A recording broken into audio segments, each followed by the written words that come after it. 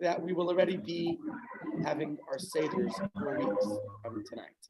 So transitioning from Pesach, from Purim to Pesach, we're already there. It's incredible. It's unbelievable. And here we are. So there's a lot to talk about, and I don't even know where to start. But let's go in. Today's class we called Can Religion Be Enjoyable? We might have to continue it in our next time we get together, when body and soul sit down for dinner. And the idea, let me give you the highlight, the idea I want to talk about, and then we'll talk about it. Because once I was told, this is tomorrow's class, the Kabbalah and Exodus. Who's the author? Zev Ben Shimon Halevi. Okay. I think we're all in for a treat. So don't miss it. I know, but you have to record it. Sure, go ahead.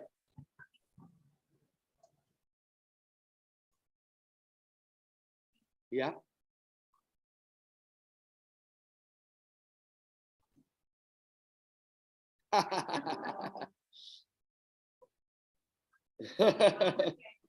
We go straight in from Purim to Pesach. So yes, indeed. All right, so the theme, the idea that we're going to try to get through today is that the ultimate way to experience Judaism is the integration of body and soul. We could see that in the Parsha of the week, and we could see it in general as it is expressed in Jewish teachings.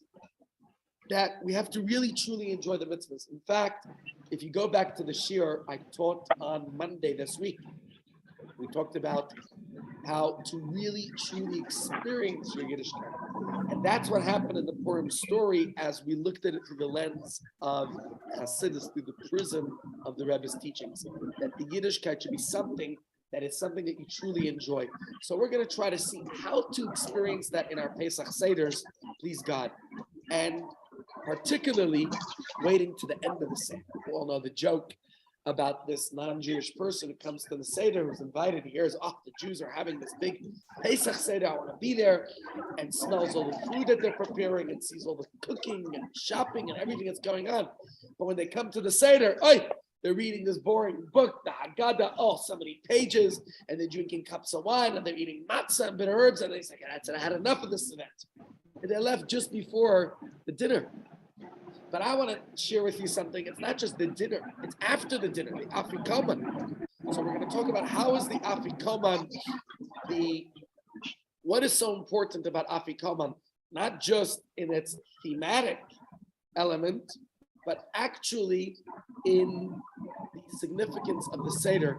So while people might be tired, I find often, I conduct the communal Seder for many years, but at our Pesach retreat, those who want to retreat, you have 3 options. You could do a private Seder, private room. That usually comes at an extra cost. You get your own waiters, your own staff. They look after you in your own private Seder room. Your second option is to have a semi-private Seder, which is a big dining hall, or in our case, even a few dining halls, because we try to spread people out so that one family doesn't interfere with another. And the third option is to join the rabbi's Seder table. And that has to start a little after, because Maya and I are the hosts, and we have to make sure all our guests are settled. But then we try to make it fun and enjoyable Pesach experience. And maybe even next week, we'll do a model Seder together.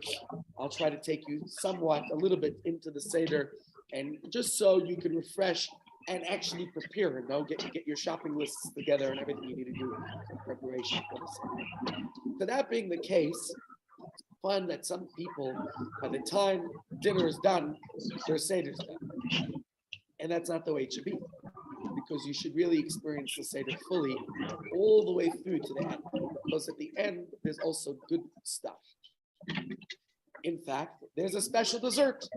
If you come to our Seder, we have chocolate souffle with fruits, and I don't even know how to describe to you all the fancy desserts, and our chef gives it some very fancy French names so that it really sounds amazing. But there's a different dessert. What do we call that dessert? So let's see if we can get to that. I have a few texts that I'll put on the screen for us to analyze. And in fact, there's a story I want to just read it to you quickly. It's a story that is brought in Sefer Hasichos, the talks of the Rebbe. Anyways, he says there as follows. Once, one of the Seder guests at the home of the Tzemach Tzedek, who was the third Lubavitcher Rebbe, he measured the two pieces of matzah to see which was larger. Which one's bigger? I remember we split the matzah. The Tzemach Tzedek noticed this person measuring the two pieces, and he said, well, but it's not measured to see that a greater one is indeed greater. It is the smaller one which is really greater. In life, sometimes we look at certain individuals, we think that person, they are the aristocrats, they are the diplomats, they are the big machers. He said, don't measure Gedolim greatness. You never know who's greater, the smaller, the bigger, the smaller piece of matzah, the bigger piece of matzah.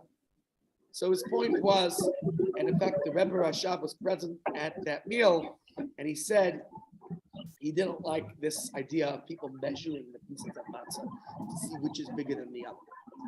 But one of the first things that we do at the Pesach Seder, just after Kiddush, remember, let's go through the order. We'll go through it properly next week. Kadesh and Kiddush. Urchatz, you wash your hands. And then is Karpas, where you dip a piece of different customs, potato, onion, parsley, whatever it is, into salt water. We remember the tears of our ancestors as slaves in Egypt. And then comes what's step number 4? Yachatz. Split that matzah. When I tell you the story about the tzedek, we're talking about we split the matzah. And typically, a matzah will break into 2 incongruous pieces. You can't necessarily measure. I mean, you could always see they're not going to be equal. One will be bigger than the other. The smaller piece remains in front of us, inside your kaira, your Seder plate, or your, depending what you have. My father had this big fancy silver Seder plate that inside it had like 3 compartments for the matzah. We give our guest a kaira, a Seder plate, and these fancy sleeves that my wife had made that has inside 3 compartments for your 3 matzahs, Kohen, Levi, Israel. Now, the smaller one is staying inside the bag, and the larger one is designated as afikomen. What does afikomen mean, by the way? Dessert, very good. And what do we do with it? The dessert has to come at the end of the meal. So we're putting it away till the end of the meal. We actually break it into 5 separate pieces.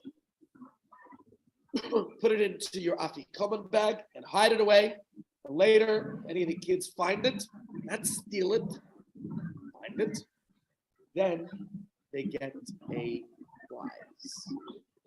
Yes.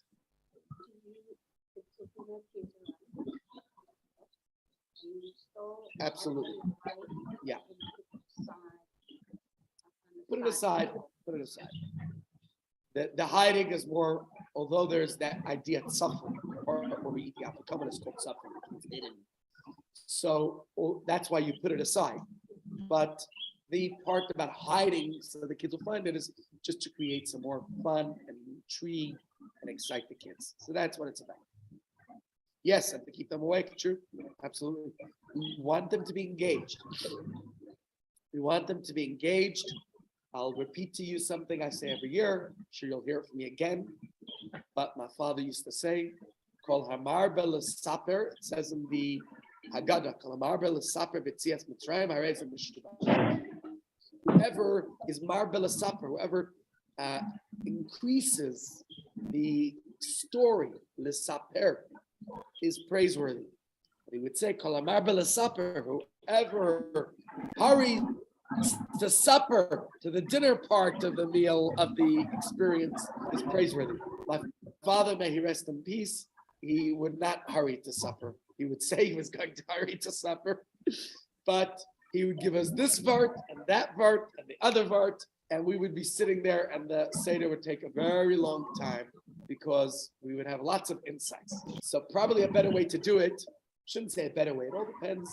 My father was trying to inculcate, and certainly I have lots of good memories of the way he did the Seder, and that was certainly nice. But maybe in the way I see it, to take his words more seriously and rather talk more during dinner. Tell the stories during the dinner so people could eat.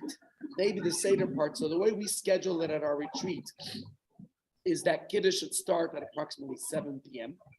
If you think about it, in 4 weeks' time, you'll probably be coming from shul before 7. At the retreat, it's not a far walk from the dining room, from the shul to the dining room. You just walk a few meters. So it's about 7 p.m. I consider dinner.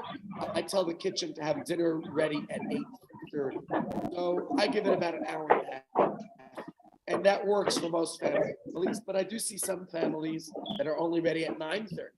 And then you always have a few that are exhausted and jet lagged from their trip, and by 7:30 they went. It's okay, especially this year that it's not a Friday night. The only time we have a problem with that is if the Seder is on a Friday night, which happened to me last year, a few years ago. In those cases, the reason why it's a problem is because you have a big kitchen, you're serving a lot of people, but once you open the oven, you can't close it. So what we try to do is we'll have the first part of the dinner, like the salads, the fish course, the canapes, all that stuff. They come out early, and then the soup course will be at a uniform time. Anyways, not to tell you too much about the retreat, but why not? So we read the Haggadah. Like I said, we schedule about an hour and a half for Kadesh, Rochatz, Karpas, Yachatz, Magid, Rachza, Motzi, Matzah, Moro, Korech, up to Shulchan Aruch. And then we give another hour and a half for Shulchan Aruch, where you'll have dinner for over an hour and a half or so, and then you'll finish your Seder. But right? So we eat the matzah, we eat the maror, we eat the korech. By the way, how do you start your dinner? At least in the Chabad custom. Egg. Egg is the first course. Also dip that in salt. By the way, it's delicious. Why don't we do that year round? Anyone here dips their eggs into salt water? You do.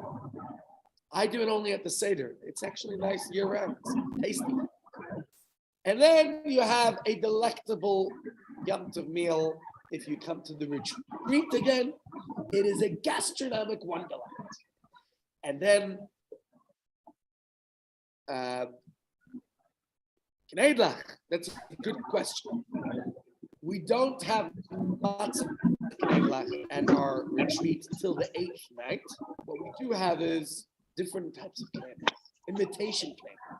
So one night we'll have Kneidlach that are made out of chicken ball, really nice. Another night we'll have made with the potato starch and whatever our chef puts. So we have imitation Kneidlach, soup nuts and all that other stuff. So that's when we remember the Afikoman. We go out, take it from its hiding place. Or if you're not having kids from wherever you hid it or placed it, this becomes our dessert. And of course, after your chocolate souffle dessert or tower of whatever, ice cream dessert.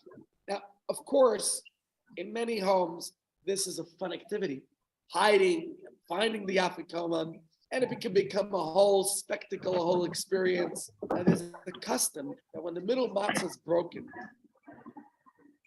this is the part I wanted to talk about. And that's why I said, people use the word steal. So in Chabad, we are particular not to use the terminology of steal, because it's a negative connotation of theft. That's why I prefer to say to find it. Either way, hide it and find it. Why does it have to be stolen? Now the prizes could be unbelievable. We, again, now going to keep family traditions. We give the kids a prize for knowing the Manishtana by heart and saying it nicely. That's what they get their prize for. You can imagine it takes a little bit of time for all of our kids to do it, but it's part of the fun. And when I was a kid, prizes could be a Casio watch or a bicycle or a calculator. Remember in those days? What are the prizes these days? I shudder to wonder. An Xbox, right? A Lamborghini. That way you're giving yourself as the prize. Mine's being fixed, not Ah, fixing the laptop. Smartwatch, okay? These all sound like wonderful prizes to get. I still haven't gotten into the smartwatch era. I should, probably, if I want to get a little bit more fit. Well, it's a smart watch. You have to be smart to know how to use it. But you're very smart, so I have no doubt you know how to use it.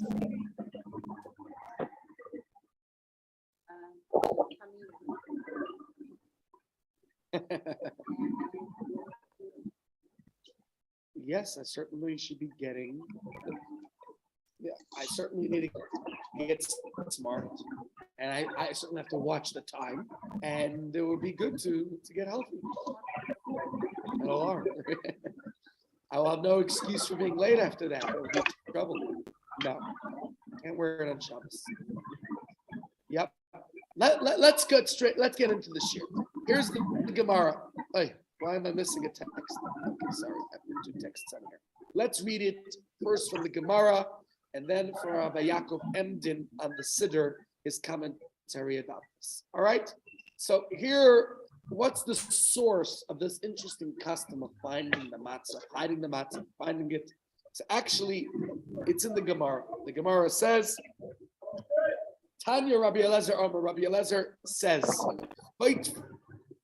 in matzahs b'leilei psachim, we grab the matzahs on the nights of Pesach, b'shvil tinoikos shelo yishnu, that the children shouldn't fall asleep. Raz, you obviously heard this Gemara before, and that's why you mentioned it. Now, there's various interpretations that are offered about this, okay? Someone figured out that by having the children grab the afikoman, hiding it, finding it, having this whole activity, it keeps the kids engaged, right? There's some adrenaline that's brought to the Seder table that we need, and this will keep the kids alert and awake, and they'll hopefully stay until the end of the evening and hopefully be very well exhausted to go to bed by the end of it. Another thing that doesn't happen at the retreat, because the kids can get up to all types of stuff. But that's part of the fun of going to a retreat. Now, of course, one of the sages, you can see on the screen here, Rabbi Yaakov Emden, he even talks about this idea of stealing the afikoman. He says there's a custom in Ashkenazi communities for the children to snatch the afikoman. He actually uses the word goinvin, which means literally to steal it. But we translate it as snatch because we don't like that. Yeshla Samuch Begemara, and he says, Mach Begemara means an allusion, the custom can be traced to the Talmud, which says, Choitfin matzah lebleilei psachim, as you can see above, that we grab the matzahs on Pesach. Yeah, before we get into the opposition, I open the floor to any opposing thoughts. An image came into my head. Yeah. Of the woman at the end of the meal in Egypt, snatching or grabbing the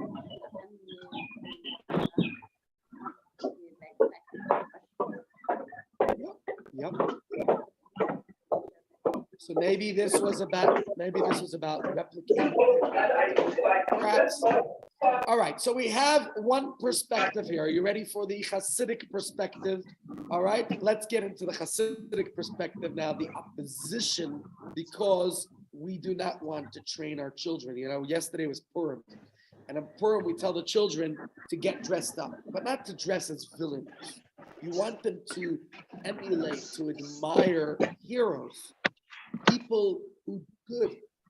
And the same thing is, we want to train the children in a positive direction. So this idea of theft, even though there's a source for it in the Gemara, and Rabbi Yaakov Emden used the word gardening, but not everybody is in favor of keeping the custom of saying that we should steal the afikoman, because it's not, the terminology is not in the Hasidic style. By the way, you'll notice the Hasidic style, we don't give our children to wear, many Hasidim won't let their kids wear clothing that have the depiction of non-kosher animals.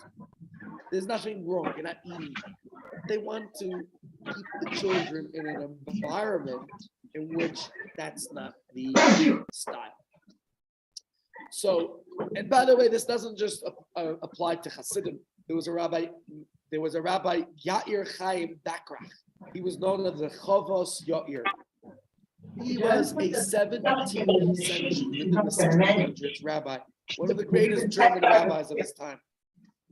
And he wrote, even though the custom in which the children snatch the afikoman portrays the love for a mitzvah, nevertheless, he says it's not appropriate to use such terminology, and he protested this custom. It's not only Hasidim, just so you understand, it's not only Hasidim opposed to this language, and it's not only Hasidim who didn't agree with it. And like I said, the Chabad custom, as you'll see here in the writing, the teaching of the Rebbe, was not to steal the afikoman, which is probably why my parents did not make a deal about the afikoman, but rather more about rewarding the children for knowing the manishtan. Let's read it in the Rebbe's words. He says, the custom in some communities, that is, the children snatch the afikoman, which is then redeemed as a gift, claiming that it is founded on the words of the Talmud. We grab matzahs on the nights of Pesach, so the children should not fall asleep. He said that his father-in-law, the previous Rebbe, related that one time as a little girl, the Rebbe Marash's eldest daughter snatched the afikoman from her father. And it seems that this was the exception, as the custom of snatching the afikoman was not practiced in the Rebbe's homes. Okay? So this isn't just here. I will tell you that Reb Chaim Brisker opposed it. He was a Lithuanian, rabbi of the Lithuanian school of thought. Rabbi Shlomo Zalman Auerbach, you may have heard of him, very big rabbi in our times in Israel. He would announce at his Seder that there's a custom to steal the afikoman, but that no theft is done in this house. We don't steal. When it comes time, find the afikoman, or like Miriam said, you don't have to do this whole activity. You put it aside. When it comes time to eat the afikoman, you take it out. Well, there are other ways of making the Seder exciting. You could elaborate the plagues. You could get dressed up. You could put on costumes, masks. By the way, that idea you were saying, Raz, about the children wearing masks, I have a whole lot of masks that we take out at our Seder. So people can dress up as the various plagues. They could dress up. There are families that have a custom of everybody gets dressed up as if they're leaving Egypt. There's lots of ways to make this Seder fun without invoking theft, which is not what we want to do. Anyways, regardless, whatever your custom is, whether it is to steal the afikoman or not to steal the afikoman, it's important to understand that breaking a piece of the middle matzah, which is what I started this year about, at the beginning of your Seder to use as the afikoman, at the end of your Seder, is not just some kind of a gimmick or game. It's an important part of the Seder. From a halachic and symbolic standpoint, this is an integral part of the Seder structure because it commemorates what? No. That's the matzah itself that we eat at the Seder. So, close. The brokenness, well, that's also true, that we are articulating, we are doing something to express brokenness, which reminds me of a story I tell sometimes. I don't remember which one of the children's books, do you know which one it is? Called The Broken Wheel, I forget what it is. But it's about a wheel that was broken. It was missing a part. And it would always, because it was broken, it wasn't a complete circle. So it was a bumpy ride. And along the way, the wheel got to experience and see everything that was around. Eventually, the wheel finds its broken piece and gets fixed. And life starts to move too fast. And oftentimes, I feel like in the same way, we shouldn't have brokenness. We should not be broken in our lives. But sometimes the fact that life is not so perfect allows us to experience life a little bit more fully. Food for thought. Yeah.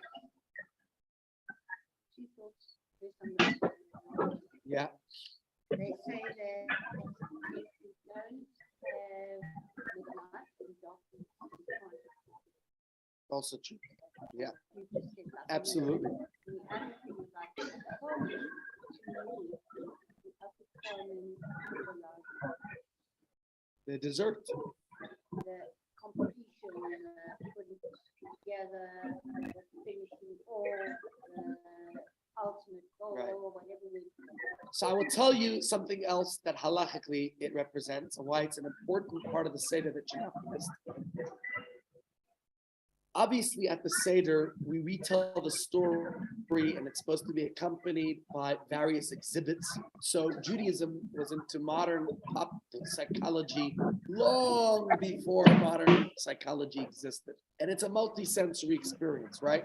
It's an ancient PowerPoint presentation. What we try to do in our shiurim here, I love PowerPoints, and that's why I spend a lot of time making these slides, because I feel it's an important part of the way we learn. It makes it multi-sensory. So you get, first of all, we're saving paper now. I used to print out all these papers and have lots of shameless stuff, Chuck. Or not Chuck, to bury. But on top of that, I'm a multi-sensory learner. If I just attend a lecture, I fall asleep. So we want to keep it engaging. But guess what? The Seder was like that long ago. It's the pedagogy of the Seder. It was long before you had a modern pedagogical styles. It engages a person. Just like I find that we put on a video, we have a PowerPoint, we have a text, we have a discussion. Where are the rest of them? Very small, everyone's drunk from Purim. Or did they think I wasn't coming? I don't know. Anyways, doesn't matter. The point is that it's about engaging. The Seder is a very engaging experience and bring the story to life. Right, as the Haggadah states, the Pesach Matzah Maror. We don't just talk about what the Korban Pesach was. We have a Shenkmar to remember the Paschal sacrifice. And I'm going to get back to the Afikomen in a second because that's an important part of it. We don't just talk about what our ancestors ate when they left Egypt. We actually eat matzah. Although I will tell you a little secret, and maybe we'll actually talk about it in one of next week's classes. It's a class that I previously prepared, but I'll upgrade it for this year by adding in the text and other things. In the past, I pontificated, just showed you a few pictures. I like to give it this share every year because people wonder the difference between handmade matzah versus the handmade matzah. And the handmade matzah is a lot more expensive. A Bentley is also more expensive, handmade. But we have to talk about the significance, the importance of the handmade matzah. So please, God, believe that one day next week, I will give that shiur. I'll upgrade it from the past, add more slides and texts, please, God. So we'll have that as a shiur next week, Monday too. But we eat that actual bread. Now, why did I say it's different? Because actually, when they left Egypt, the matzah they ate was very different than our crispy matzah that we eat. Yeah, and that's one of the questions why we say they were in such a hurry. That was part of the Seder. But maybe the truth is, it's not a contradiction. They were told to have a barbecue for non-South Africans, which was the Korban Pesach, the Paschal lamb. We'll talk about that more next year. The matzah they ate that was more like a lot, like sheep. And it was more like a lafa. It was more like, what's that? Like a pita, lafa pita, whatever you want to call it. It was thicker. It was more chewy. Our matzah today is crispy and crunchy. So it's very different. Many Sephardim still eat that thicker matzah, but it's not the Ashkenaz custom. Okay? Why not? Come to the shiur next week. I'll tell you all about it. I could tell you now, but I don't want to do it. Okay. The Mara, we don't just talk about the bitterness they experience. We spoke before about the karpas. We dip into salt water. We have the tears. We eat horseradish that gives us the bitterness, right? And we still have the matzah and the maror today. We still eat those. We make a fuss over them We eat them at the proper time to experience the slavery, to know what freedom, liberation truly represents, what it is. But what about the carbon Pesach? What about the carbon Pesach? We have a little shank bone, the zroa. We just look at it. In fact, we don't even eat lamb, certainly not roasted lamb, and the first night Seder, because that's reserved for the times of the temple. So if you're planning your Pesach cuisine, you cannot include lamb, roasted lamb, your first night Seder. No. That's only for the temple times. So how do we experience the Korban Pesach, Askalam? What do we have? Afikoman.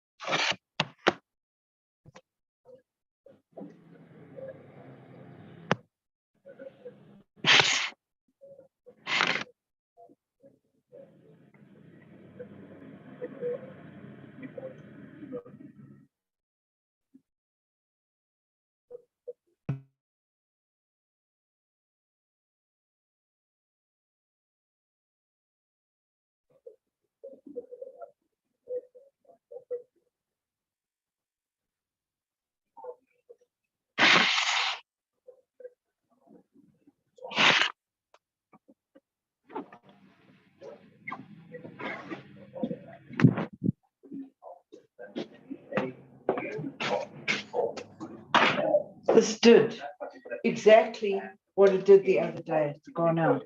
What? It was Did exactly what it did the other day. It stops. It stops. The video stops in the middle. What video? Keith, Why is he on? because he's on every Wednesday. Resume. I'm in, but it just stopped working.